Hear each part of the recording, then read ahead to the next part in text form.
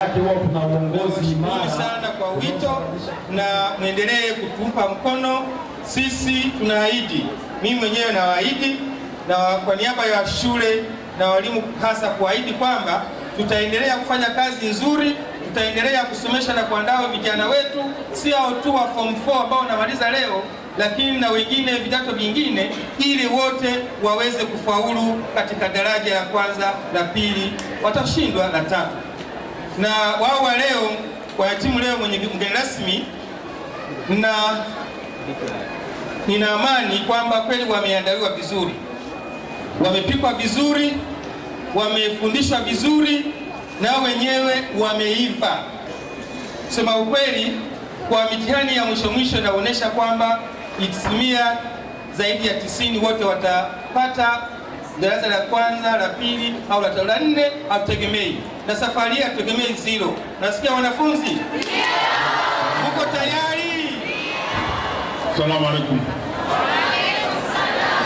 Kwanza kabisa na mimi nichukue fursa hii kuwashukuru wazazi wote ambao tumejumuika pamoja hapa. Najua leo kama sio mahafali haya watu na shughuli nyingi, lakini kwa ajili ya mapenzi ya watoto wao basi wote nashukuru wamewahudhuria. Alhamdulillah, kuja kusherehekea sherehe hii kubwa ya kuwatunuku vyeti wanafunzi hawa ambao leo wanahitimu. Kama alivyosema mtoa risala, wanafunzi hawa wako 360 na wamesemka kwamba walikuwa 380. Hawa 20 hatujawafukuza sisi, wameacha wenyewe. Hatuna utaratibu wa kupunguza wanafunzi kama wanavyofanya shule zingine za private. Huo utaratibu sisi hatuna. Mwanafunzi akishaingia form 1 ni jukumu la shule kumhakikishia kwamba yule mwanafunzi anafanikiwa na anafaulu mtihani wa form 4. Sio kufanya kupunguza, huyu hana akili, huyu hawezi, halafu baadaye unasema shule yangu ya kwanza sio ya bila. Hapana, umepunguza wengine, waende wapi? Kama ingekuwa ni mtoto wako manager anapunguzwa, ungefurahi? Usingefurahi. Kwa hiyo ni kudhulumu maisha baadaye ya wanafunzi ambao wanapunguzwa katika shule nyingi za private, kitu ambacho sisi hapa hatuna.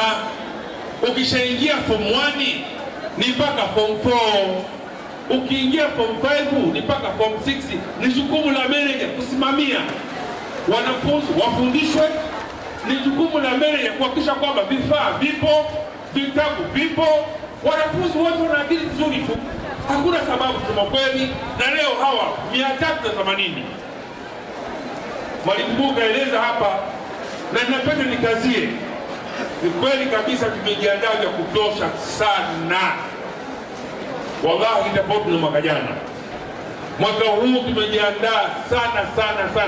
Kwanza tuliongeza majeshi, baadhi ya walimu wetu walikuwa hawapo, nilishazungumza hapa mwanzoni Januari, lakini tukawarudisha na alikuwa na nafasi zao nzuri tu. Mr. Keleke ambaye wanafunzi wametamka kwa jina lake hapo, wameshangilia sana, ni mwalimu mzuri sana biology. Uongo wanafunzi? Hakuna mwanafunzi anayefanya biology hapa. Uongo? Lakini alikuwa mkuu wa shule sehemu nyingine, lakini tukasema mwalimu rudi. Madam Opio, chemistry vipi? Wanafunzi wanajua. Kwa hiyo ndugu zangu, sisi kama Takafa hatutaki kusema sana, hapana. Tusubiri matokeo, na inshallah kwa uwezo wake Mwenyezi Mungu matokeo mwaka huu tukikosa sana division 1 45. Uongo? Na wanafunzi 45 division 1 tunao. Naweza sasa nikasema simameni kwa division 1 hapa, wakasimama. Division 1 simama, tunao. Gani? Serikali imetangaza big results now. Haya ni maneno sio yangu, ni maneno ya serikali. kwamba kwa mwaka huu na yenyewe haitapenda kuona mwanafunzi anafeli, na serikali jamani ya Mheshimiwa Kikwete imefanya kila kiwezekanacho kuhakikisha kwamba hakuna wanafunzi wanaofeli mwaka huu. Serikali imeingiza mkono wake, imetupa maelekezo mengi, imetonya waraka nyingi za kuonesha kwa nini mwaka jana wanafunzi walifeli, na kila shule safari hii ifanye nini ili wanafunzi wasifeli. Kwa hiyo ikitokea kama wanafunzi wakifeli, basi kuna mkono wa mtu kabisa. Nakwambia, sitaki kusema mkono wa nani, lakini mnajua hakuna mtoto mdogo hapa, mnajua mkono huo ni wa nani. Lakini serikali imefanya kila kitu, ilibakia kuonesha tu mtihani wenyewe. Yaani nataka nikwambie, ilibaki kidogo tu na mtihani wenyewe huu. Hata jamani, kuna kufeli tena hapo.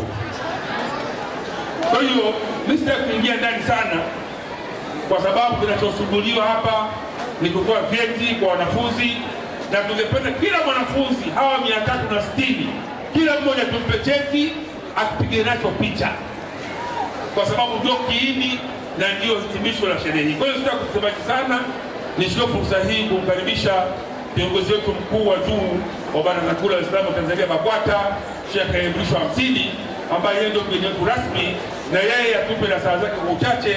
Baada ya hapo tuanze kutoa vyeti, kuwazawadia wanafunzi wetu ambao walituongozea shule hii kwa miaka 4, na baada ya hapo tufunge. Asalamu alaykum wa rahmatullahi wa barakatuh.